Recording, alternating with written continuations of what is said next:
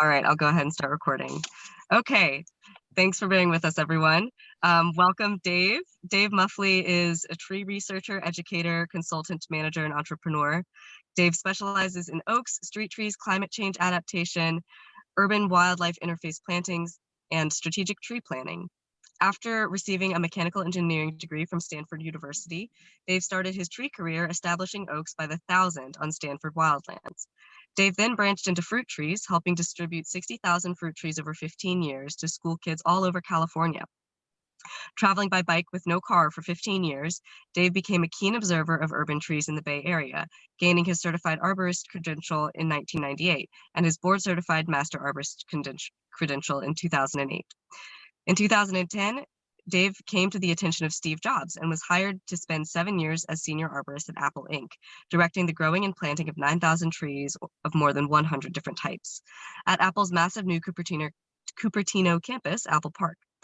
Dave's most important work is introducing new climate-adapted trees to the California nursery industry. His website is oaktopia.org, and he currently lives in Santa Barbara, but ranges throughout California and the American Southwest to learn, teach, and grow cool trees. So happy to have you today, Dave. If you'd like to go ahead and share your screen, anyone can drop questions in the chat box, and we will have a time to answer those questions later on. So either drop them in the chat box or save them for the end of the presentation.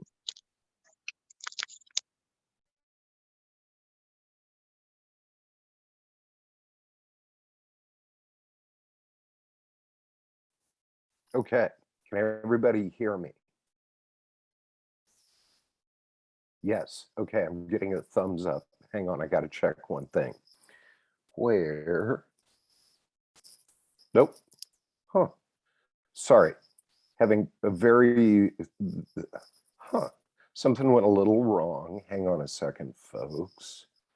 Let me go back to play. There we go. Okay. So thank you very much for the introduction. I'm gonna go pretty quickly through quite a few slides. When I put this together, I actually expected to have a longer amount of time. So we'll start here. So I assume thumbs up, everybody's seeing the image of the giant circle. We see it, Dave. Looks like a spaceship. Okay, good. So that is the Apple Park campus. It was begun. Construction was started, project started about 2010, finished in about 2018. Steve Jobs hired me in 2011 to plant 9,000 trees. And there I was able to have a surprising amount of control over the tree planting list. We planted more than 130 different types of trees. The landscape architect was Olin out of Philadelphia. And it was a really interesting interaction. But this project, which I am by far best known for, gave me an opportunity to try trees that had never really been tried at scale in California. So that's what I'm known for. That's the kind of the big item. But I want to go back through my history and talk about climate change. So way back in the 1980s, I got a mechanical engineering degree from Stanford. But shortly after finishing my degree, I ended up taking a very different path. I joined a nonprofit that planted trees. So what you see here is a blue oak, Quercus douglasii, and it's on the Stanford University as open space behind the main campus. And you see a large radio telescope that was used for the SETI project in the background. And I used this iconic photo of kind of combining the deep past of the oaks with kind of the current, tech of Silicon Valley. So interestingly, the reason that I got hired at Apple Park was we have been planting continuously on Stanford lands now for more than 40 years and have established nearly 5,000 oaks. Much of them on this beautiful hilly open space that up to 10,000 people use every day. So it's really a heavily used open space. And I learned an enormous number of lessons on this project. But the project was a huge success, potentially one of the best in California. And the whole time we were doing it, Steve Jobs loved to walk the dish. We had no idea. but he watched us plant and grow those trees for 20 or 30 years. So when it came time for him to find somebody, his vision of that weird Apple Park campus was the severeness of the glass and concrete metal building, but softened by essentially bringing the Stanford dish to a corporate campus. So that's what I did. So let me roll through some of the big lessons of the wildlands. So here you see, we use a lot of tree shelters. Not a lot of people do. We've had enormous success. They seem to work well in a dry summer climate, but we've used them. Here you see us growing a coast live oak, our most common oak, and we had to protect it from cattle, from deer, from ground squirrels, from voles. So we had to protect from all of those different things. And I ended up cobbling together a tree shelter that was more than 6 feet tall to get the thing above deer browse. But as soon as we got it above deer browse, there it went. So that's just kind of a single example. We've planted, as you can see here, thousands all over near the walking path. People see them every day. And here, if you look in the background on the left, that's the famous Hoover Tower at Stanford. But you can see we installed woodland. Actually, a planting I led in 2002. It's closed canopy already over about a 2 or 3 acre area. So I got really good at growing on the wildlands and then got to do some other things. So interestingly, even back in the late 1980s, we were aware of climate change and already beginning to plan around it. So there are 3 trees that grow on the Stanford dish, 3 native oaks: blue oak, valley oak, coast live oak, 2 deciduous, 1 evergreen. So we planted all 3 in every planting hole we did back when we were direct seeding. We didn't do that once we converted to seedlings, but we direct seeded and we planted thousands with all 3 of them. So we accidentally did an enormous experiment. And this is a beautiful young blue oak, or I think it's a blue oak. Turns out it's probably a hybrid because these are oaks and oaks are complicated. So here you can see this. These are trees grown from probably the first acorns I ever collected. In this photograph, they were planted in 1989. And if you know the tree shelter is 5 feet tall, you can see that valley oaks like 15 or 16, coast live oaks a little bigger. But what you see here is these 2 trees were planted from acorn the same day. And valley oak is typically the bigger tree. But with climate change, valley oak is an ice age relic in coastal California. There are not large numbers of them. And we have excellent and increasing photosynthesis in December, January, February, and March. So deciduous trees are at a massive energetic advantage from a purely photosynthetic perspective. So I got taught this in a really powerful way, managing this project over decades, that the future for us belongs to evergreen trees. And there's going to be ever fewer deciduous trees. I mean, our deciduous trees end up covered in mistletoe in the winter because they're a scaffold for photosynthesis. And the mistletoe is smart enough to take advantage of it. So this is coast live oak versus valley oak. Now see what happens with blue oak. So do you see that little tiny thing in the foreground? So we started planting blue oak as it was locally extirpating. We have it's virtually impossible to find acorns, seedlings. We can't get them to grow. They all get powdery mildew. We seem to have an increasing humidity component in our environment. So you're seeing there are 350-year-old beautiful blue oaks on the dish, but 30 years later, we can't get them to grow. And it was I got a very early climate change lesson. So now I'm going to show you, there is research that is not well known that shows climate change range shift for many species. And I can, the link's going to be, it's up on my website. Go into my website and dig around and you can find all this if you want to see it. So this is more or less blue oak range currently in California. It mostly grows around our Central Valley where all the agricultural products come from. It's a hill species. And there was a finger of range that historically extended into the Bay Area. Now watch the projection for the end of the century, which if you're reading the IPCC report that just came up, we are already experiencing impacts that were projected for 2100. So this is happening way faster, which is exactly what I have known for decades. So that's how I ended up on the cutting edge. I did experiments, read the science and went, uh-oh, the scientists are underestimating how severe this is going to be. So back to blue oak range, watch what happens in a century. Blue oak is virtually absent from California and it's found as far north as Washington. Range moving 1,000, 1,500 miles. And we're seeing that, we're seeing the tree die-offs. Now, our winter tree that I showed you, that coast live oak, here's modeling of its current range.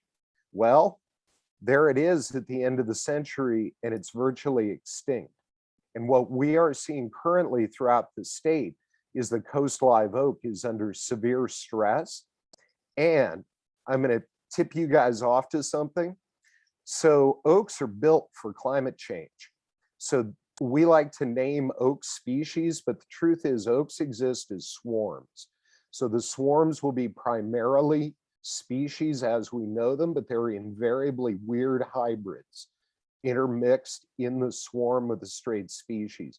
What happens when you have severe climate change events, which historically have occurred through the ice age cycles, what happens is sometimes all of the, what we know as the species is wiped out and the only survivors are the hybrids, which then persist in the environment and become the basis for new species. So I am watching this happen with a hybrid of coast live oak and our native black oak. So anyway, things are changing. Evolution is happening before our eyes because of the pace of climate change. Make sure you're observing. Observe, observe, observe. So what's happening is, and scientists talked about this for 30 years, trees, especially oaks, are the underpinnings for biodiversity through the mid-latitudes of the planet. So tons of organisms rely on the oaks, and the oaks are collapsing in many places. So what's happening is we're losing the foundations of biodiversity. And this is a wonderful image called Migrations in Motion. It's actually it should be in motion. I could only capture the a still of it, but it shows organisms are moving. Everything that can move on the planet is moving toward the poles or it's moving uphill. So we're in a position where biodiversity is dependent on organisms that take decades to establish. And we are moving them, we're moving climate zones beyond the ability of jays and squirrels to move acorns. So this is a picture of threatened biodiversity. It's some fresh research. I snagged this image last week. So the yellow is the highest biodiversity levels. And what's interesting is that I didn't realize, and I've been staring at this image for a week, I am busy within the highest vulnerability biodiversity corridor pretty much in the United States. So it's an interesting perspective. So people have been asking, can humans help trees outrun climate change? This was a New York Times article a couple of years ago. There is a great, here's a plug, Torrey Guardians. If you want to know more about assisted migration and what we're going to need to do to support biodiversity in the coming century, these folks are way ahead of the game. And they have so much research that you won't get all the way through it. So Torrey Guardians. So here we are looking at the temperature anomaly of last summer, and it got way hot on the West Coast. And I think you guys are all aware of that, but this is just an inkling of what's to come. So the Crowther Lab put together some images you can see here of where climates are moving, and it shows Seattle or San Francisco moving to Seattle by 2050. But these are in using old projections. It's going to end up being farther and harder than this, which is really hard for people to wrap their brains around. We're focused on natives, but what we've done to the climate undermines our ability to grow natives virtually everywhere. So, old Jewish saying, you break it, you bought it. We've pretty much broken the biosphere, and we're the people who are going to put it back together again. So here's a shift. LA shifting all the way down to Belize and Costa Rica, you know, by now probably mid-century. So now we're in my area. So I have been seeking trees that would adapt to climate change for a couple decades now. And one of the things that's become apparent to us is that the trees for California are down in Mexico. So they're in the Madre and pine oak woodlands, and it's the Sierra Madre Occidental, and it's a global biodiversity hotspot for oaks, for pines, for orchids. So luckily for California, our shift direction has an enormous biodiversity already to choose from. So that was really lucky. So I'm going to go back. You can see if you look at Baja California, there's a little circle, little shape that gets into California. So the Mexican Madre and pine oak woodlands gets into Southern California.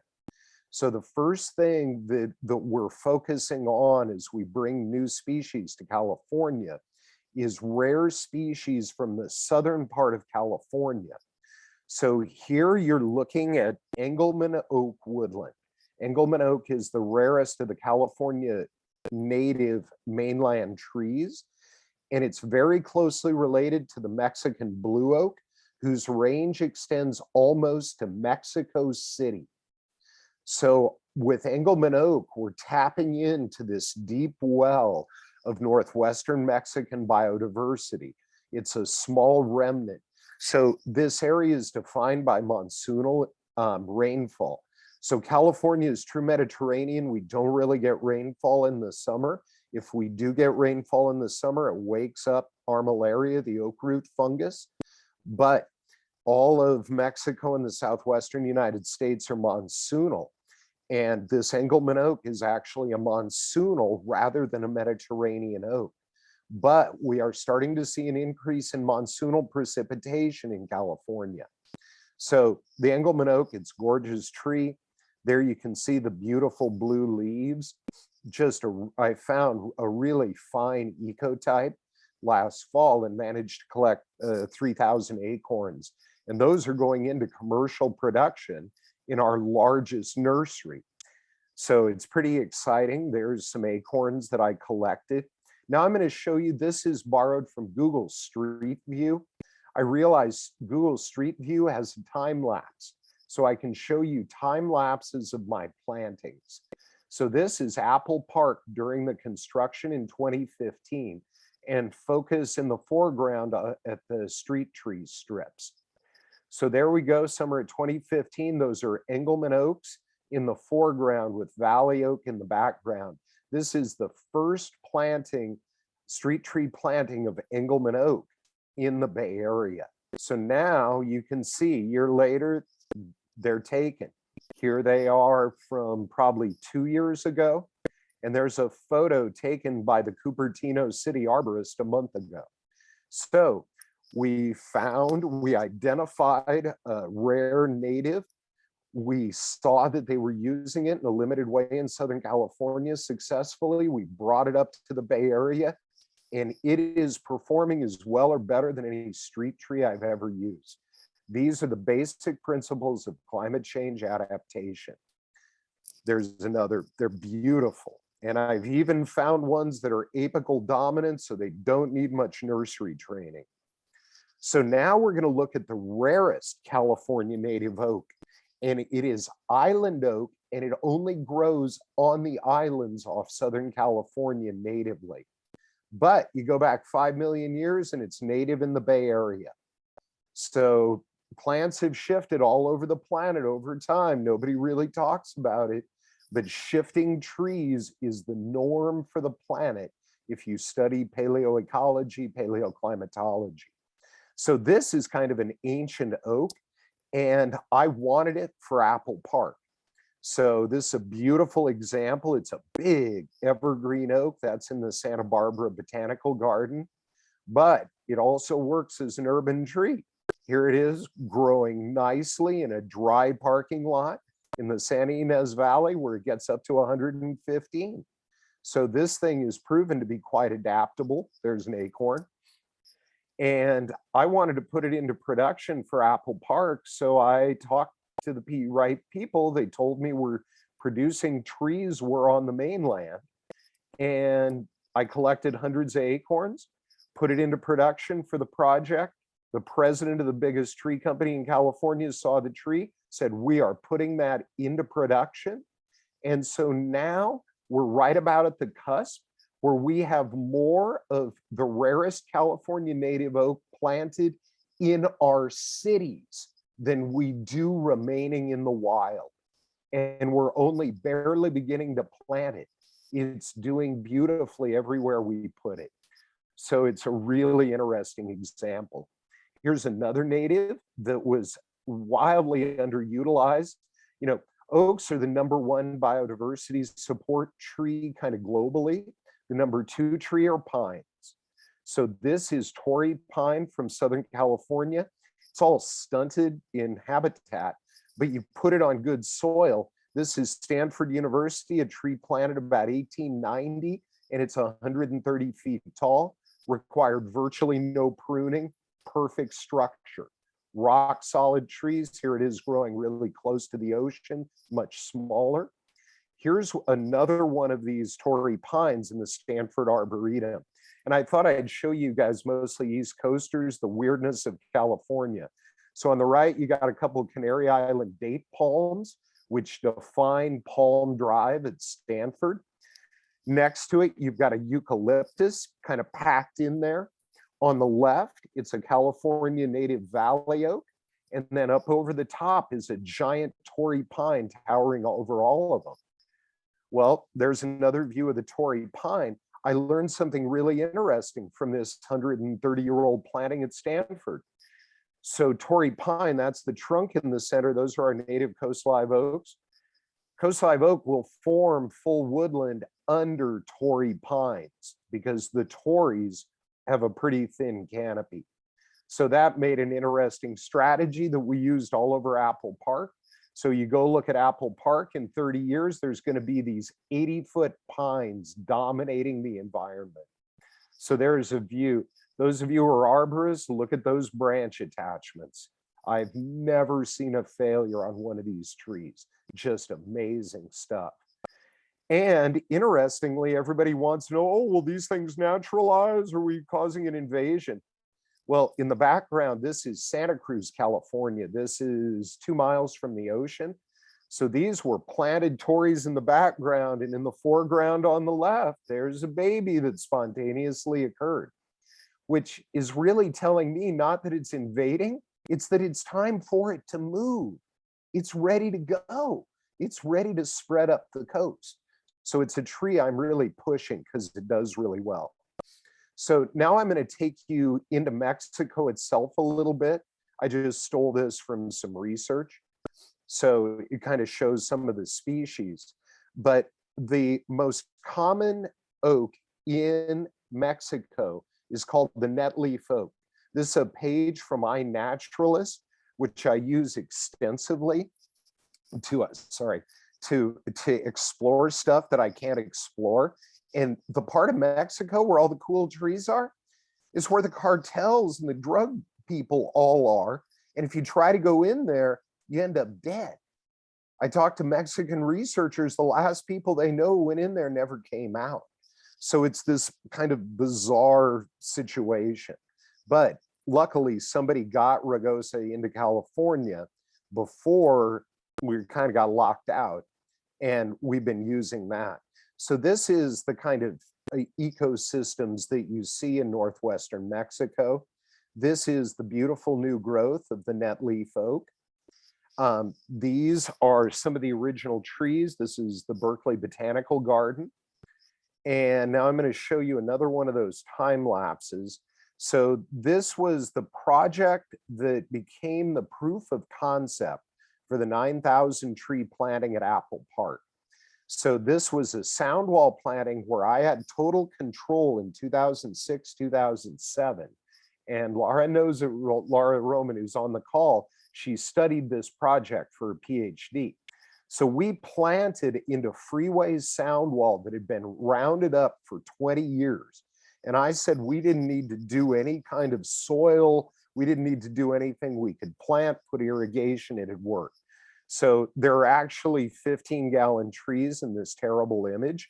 But now watch what happens. Here we are 4 years later. They were all planted. They were acorns, 5s and 15s. They were little guys. It was a super cheap project. So now watch what happens. So, oh, let me go back.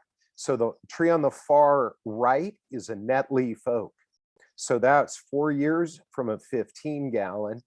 And now here it is in 2020. It's standing 35 feet tall, rock solid. If you look at the base of the tree, if you see the scrape, it's been hit by cars twice and it didn't care. It looks perfect.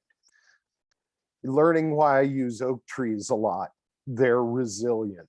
So there it is. And you can see it's healed up that massive car strike at the base, and it's close to 100% specimen. Perfect structure. So this is one of the new species. And these guys, we aren't really using these foreigners in the wildland matrices. We're using them in the cities because our native plant people, they don't want to touch this stuff.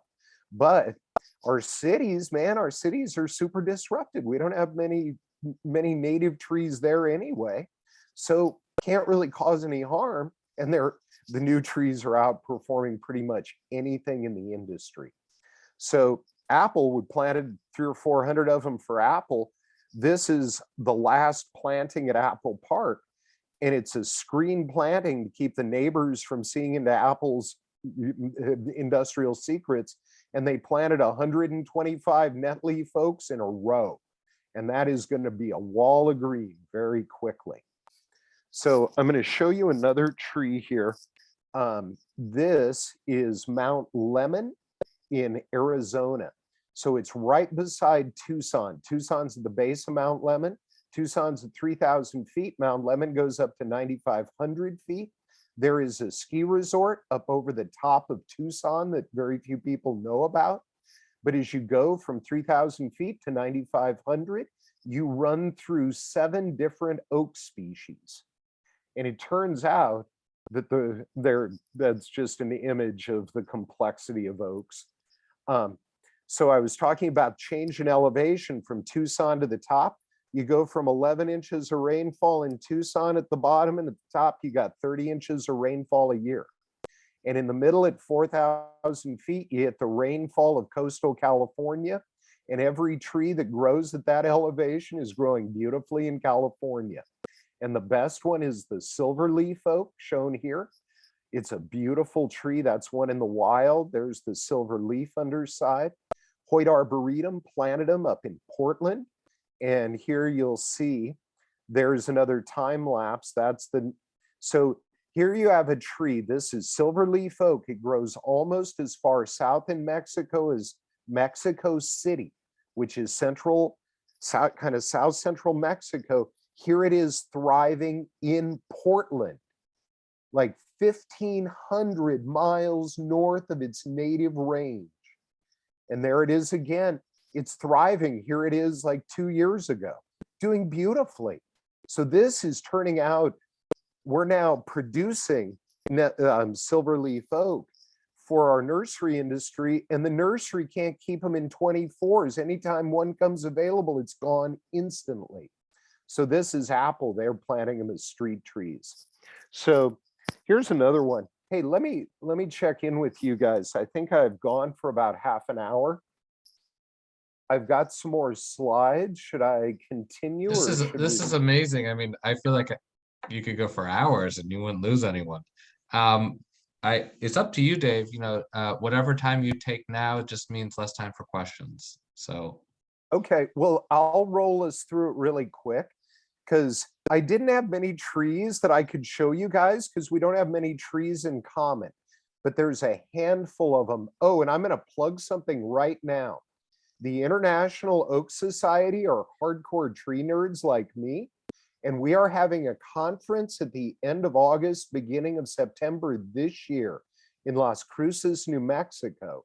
And we're going to be looking at the wonderful and diverse and little known oaks of the American Southwest. And some of them have species, the last remnants of eastern oak species occur in the mountains of the American Southwest. So the image in front of you is what everybody calls gamble oak, but this is a form of gamble oak on top of Mount Lemmon above Tucson. Well, gamble oak is from the Rockies, and normally it's a shrub that gets, 15, 20 feet tall. Well, you find gamble oaks on top of Mount Lemmon that are 80-foot tall, single trunk trees. And what I realized, because I know Quercus macrocarpa, I know the bur oak very well. I've grown a lot of them. So these trees on top of Mount Lemmon above Tucson are actually hybrids of the gamble oak with the bur oak. These are macrocarpas. I can find the bur on the acorn cup. So I don't know exactly how bur oak hybrids ended up in the Southwest on top of mountains. Somebody might know, but all I know is that they're growing beautifully for us, and you can probably grow them on the East Coast. So here you can see this was me collecting some of the acorns up on top of the mountain. There's my friend Darren, who's one of the iOS people. So if you've seen gamble oak in the Rockies, the little shrub, and here it is, almost 3-foot diameter, single trunk, 80-foot tree. So there's a view of the tree.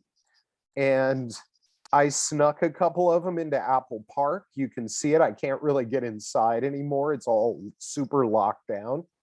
But that's one of the seedlings of the tree I just showed you.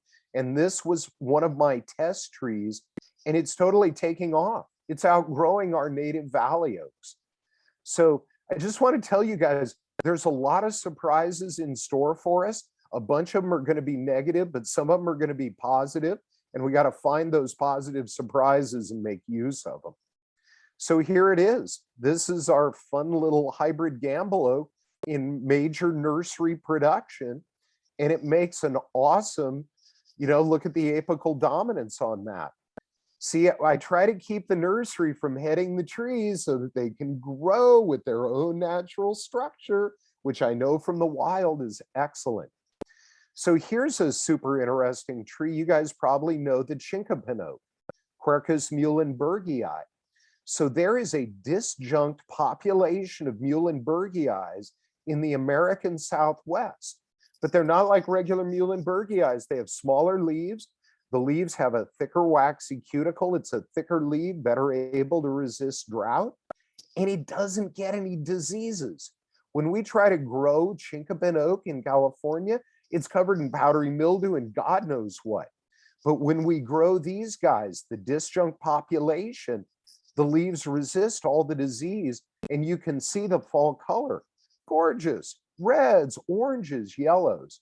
So I think you guys could probably grow this one on the East Coast and to some benefit. So there's one. This is actually the disjunct population growing as a street tree in Fort Collins, Colorado. I get around. So this is one of the super ancient muhlenbergii right outside Roswell, New Mexico. And you can see this is like a 300, 400-year-old chinkapin oak. And my buddy, who's kind of crazy, says, "Oh yeah, the Roswell UFO landed right next to this tree." So things get weird in New Mexico, though. I've been there. It's a weird place.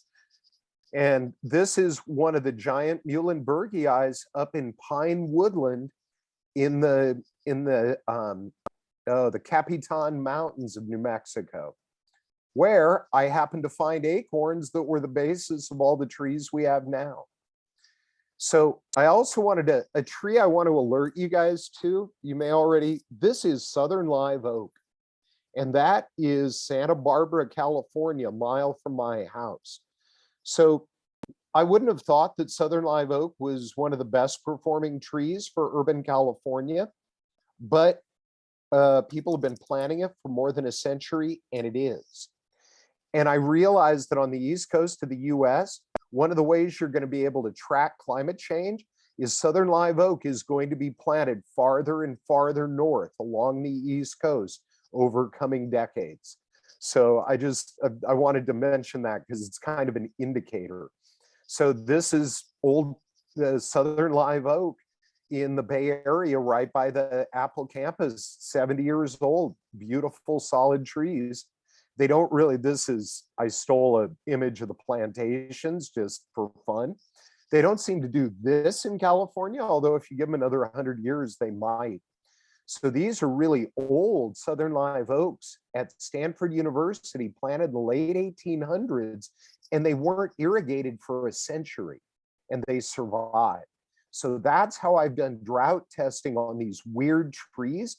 I found the ones that were planted randomly 50 years or a century ago and evaluated them. So it helped me get a jump on things. Southern Live Oak, this is one of my plantings. Southern Live Oak is a street tree in Palo Alto. This is my friend Dave Teschler, Devil Mountain Nursery. He's the best tree grower in California. He grows all my trees. And behind him is a Compton oak, Quercus X Comptone. And it is an East Coast hybrid of the Southern Live Oak and the Overcup oak. So it's Virginiana X lyrata. And we ended up with some of these in California and found them in a nursery, started growing them. They do amazing. So we get great fall color. So we now have them in production by the thousands because in Visalia, somebody planted 2 of them that were virtually identical hybrids next to each other. So we get true to parent seed. So that's the game of actually, and there's my friend Dave collecting Compton oak acorns. And there's a picture of the foliage. So I'll mention, I think this is my last tree.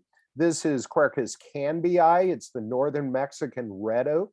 This is a median in Dallas, Texas, where I got the first acorns. And we have it. This is production for Apple Park. They do their fall color in February and March. They're a true semi-evergreen. So they color up when everything else is green. So here we go, another little slideshow here. So time lapse, this is Apple Park. These are canbiis being planted. There they are, freshly planted. There they are. These are kind of bad pictures because the sun angle, but it's the best I got. Growing well, growing okay. And boom, in the last 2 years, they've taken off. They're beautiful. Another Mexican oak just doing beautifully. Okay, Parodia persica. This is one you can grow, Persian ironwood. This is a weeping form. We planted a bunch of these for Apple Park, killer fall color, and they're available in your nursery industry. And that's one I recommend you guys check out if you haven't. Cool bark. And the lacebark pine, Pinus bungiana, which also grows well for us and could grow for you. So acorns, and last but not least, air pruning containers, Pioneer air pruning containers. They're the best way to grow oaks. So the Pioneer system, their air pruning, what they do is they convert an oak from a taproot to a fibrous root system temporarily, which allows them to be produced well in the nursery. And then once they grow through, they revert back to taproot form. But we have seen massive improvements in our oaks due to air pruning containers. Okay, that's it. I'm going to stop my share now, and if there's any time left, we can do questions. Yes, there is time left. Thank you so much, Dave. That was a fantastic presentation. Oh, no. I Oh, no. apologize.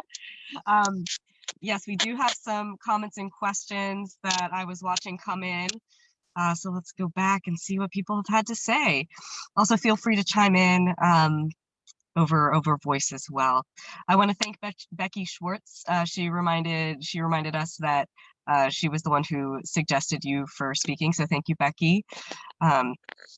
And Alex from Sacramento Tree Foundation commented that it's interesting that valley oaks grow slower in your area, Dave, because in the climate and soil of Sacramento, it grows much faster. Another comment from Pete of the Arbor Day Foundation: the success of Engelmann oak planting sounds a lot like the experience in Texas for Mexican white oak, which is now a fairly common urban planting option. And Karen Cox Hey, asks, hey, can I mention something? yeah, So somebody just mentioned Quercus polymorpha. That was the tree referred to. And something happened that I'm hearing reports of from Texas when they had their huge freeze like a year and a half ago. A bunch of the polymorphas got whacked. So I haven't heard a lot about it, but just welcome to our changing climate. And I just wanted to throw that in if somebody actually knew that little detail. thank So you. I certainly didn't know. Yeah. Let me see. Karen Cox asks about, do you have any concerns for sudden oak death? Are some of these trees that you mentioned resistant to it? So sudden oak death has kind of become a non-issue in California. It mainly affected our tan oaks, which are Nothalithocarpus. And it also got into our black oak subgenus trees. So coast live oaks, we have a lobate is the subgenus. But what we found, nobody ever found the SOD organism on any of the white oaks, which include valley oak, the whole subgenus, not your white oak, the entire white oak subgenus of oak. No sign of SOD. Same with the Ceres subgroup, which includes cork oak, which we grow extensively. So far, no, these guys are coming up clean. And also another note, SOD, what we call sudden oak death, is moisture driven. And all these Mexican oaks are much more adapted to moisture than the California natives. Great, thank you for that response. Good to hear that the California oaks are doing well. Skimming again.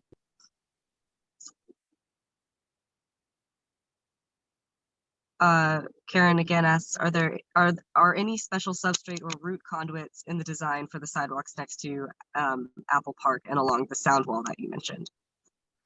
So soundwall planting, there was no compaction. The soils were still in perfect condition. We only dug the holes, put the trees in, and they've done beautifully. So that was an area where I knew there was no compaction.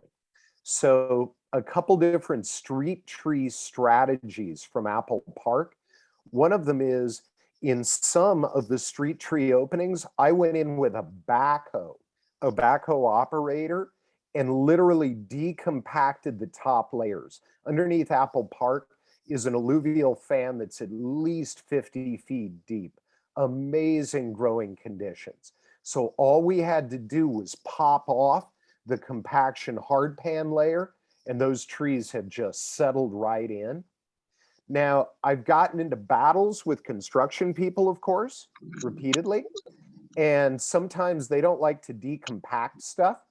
So what we do a lot, what I've used a lot, aren't really root channels. All we do is use auger holes, usually 6-inch or foot diameter augers. And we go down typically 5 feet. You just really need, if you've got a compaction layer and good draining soil underneath, we're able to just punch through the compaction and then refill the auger holes just with angular gravel. And as long as you've got uncompacted soil, free, loose, rootable soil underneath, these auger holes can serve both as conduits for water and for oxygen. So we've also had a lot of success utilizing these auger holes, which are just very simple, and it's easy to convince the construction guys to do it because it's really cheap. If you're planting into areas where you don't have good soil underneath the compaction layer, that's just really hard. I don't really have any tricks for that. You try to plant, try to plant in berms.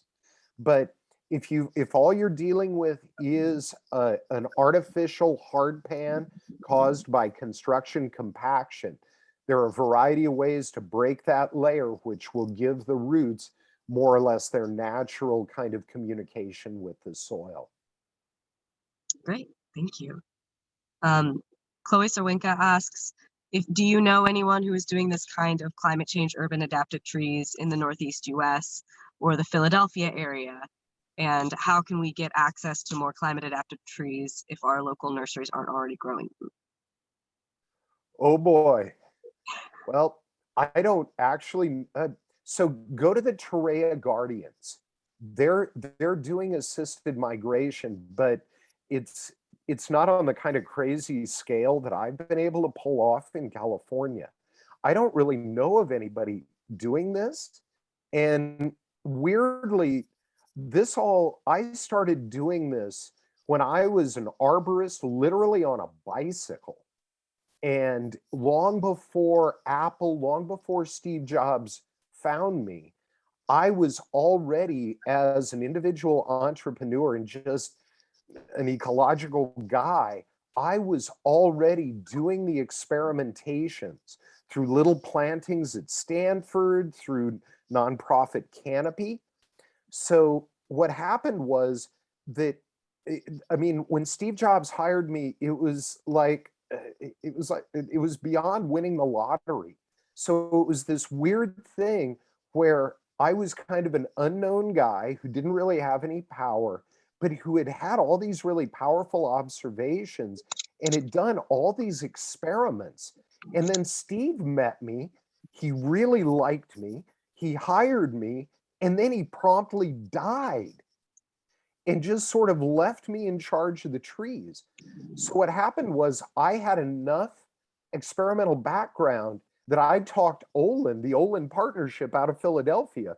So on Apple Park has more than 60 different taxa of oaks. We have more than 130 taxa on Apple Park.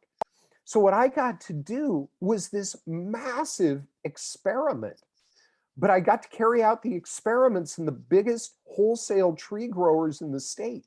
So people kept going to look at trees in the nursery and we're like, what the hell are these? Who's growing these? And nobody was supposed to say because of NDAs from Apple, but everybody did. So I was like prepared. Steve found me, like strapped me to a rocket ship, made me super prominent. And then all of a sudden, we're getting a paradigm shift in our industry. So I figured out how to do it in California completely by accident. So I don't really know how you do it out there, but I wanted to show you guys the kind of the principles that I've used and also give you the examples. But just start calling up your nurseries and bugging them. Get onto iNaturalist, look at what they plant in Florida and, down in the South. It's all about, if you're in the Northern Hemisphere, the climate zones are moving north. So look south for your trees. An example of that from Texas was their Quercus polymorpha, the Monterey oak, the Mexican white oak they planted. They brought it up from the South. So hopefully, and maybe Cornell, talk to the Nina Bassick at Cornell. I know that Cornell was messing with oaks. They were trying to do genetic modification, which is, way, way, way beyond me. But I can do the old thing of mixing up the genes through hybridization and throwing away the bad ones and keeping the good ones, which is kind of the old-fashioned way of doing it. So I'd love to know it. I'd love to know if anybody is. Yeah, thank you for that answer, and we'll definitely keep an eye out. I want to draw attention to the fact that it is 11 o'clock on the East Coast, so I know that a number of you will probably have to go. We do have a couple questions left in the chat. So Dave, if you're all right staying on, perhaps we could Oh answer those yeah. last few questions. Oh And for yeah. those of you who have to leave, this is being recorded, and so the answers to these last few questions will be available on the YouTube link that we will send out after the meeting. Tell everybody to go to my website, www.oaktopia.org. There you go. You heard it here first, folks. Marcus Ferreira asks, for the Mid-Atlantic, do you think that willow oak has a sufficiently far southerly range, goes down to northern Florida, or should we skip to southern live oak? And he also asks, within a species with expansive geographic ranges, how important is it to use ecotype specimens to the south for future survivability? Ooh, oh, those are all really good questions. And I am so far, I'm really just a West Coast California guy. I've never really grabbed it, but your first question about willow oak, southern live oak, try everything.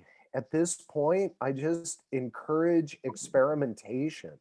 And the same thing with the ecotypes. It may be that it's worth seeking out a range of ecotypes just to try them. And if you can start putting together little test plots, me, I just would experiment. Anytime somebody would give me a spot to plant a tree, I try to talk them into planting something cool. And that's how I kind of built up all these little tiny experiments, which came together as a strong idea.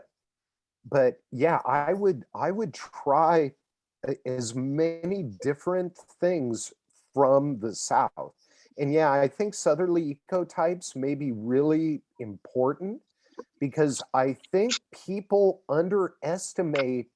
So oaks don't do species, oaks do swarms. People try to categorize the vast diversity into species, but oaks in nature don't make species, they make diversity. And it's us who create the concept of species. So I recommend looking as widely as you can. And you guys probably haven't heard about it.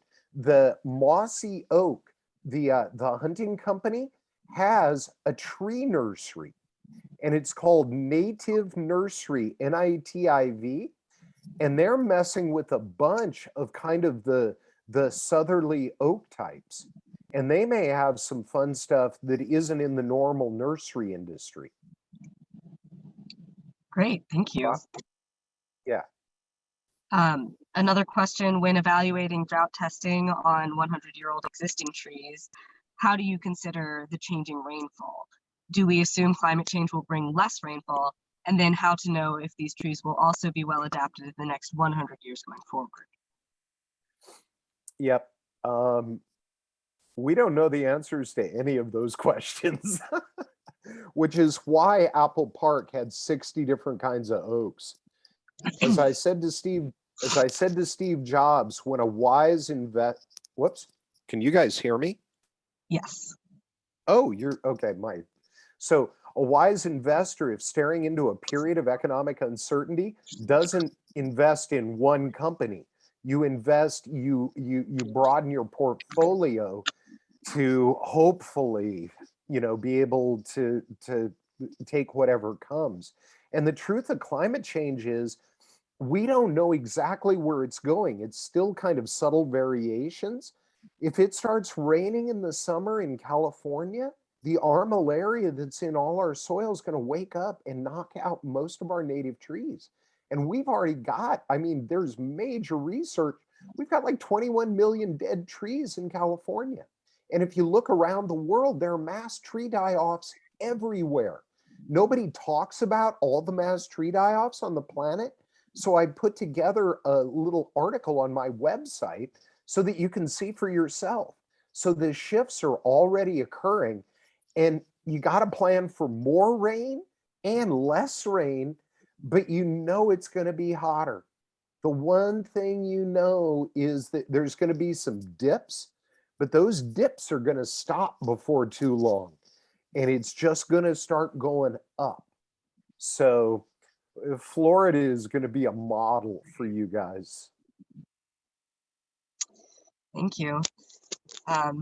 Noted. Also, that sounds like an interesting article about the mass tree die-off. So definitely go check out Dave's website to find out more information about his work and other interesting things that are happening around the world, it sounds like.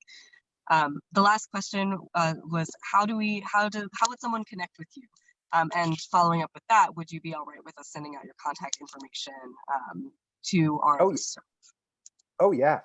Yeah, you can, my website has, my email is dave@oaktopia.org.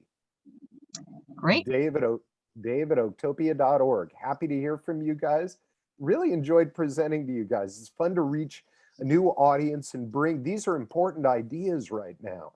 And the more people get this in their head and get to work, the more we're going to blunt some of what's coming. Absolutely. You have provided a perspective that we would not get anywhere else. So thank you so much for coming to speak with us so early in the morning on the West Coast. We really appreciate it.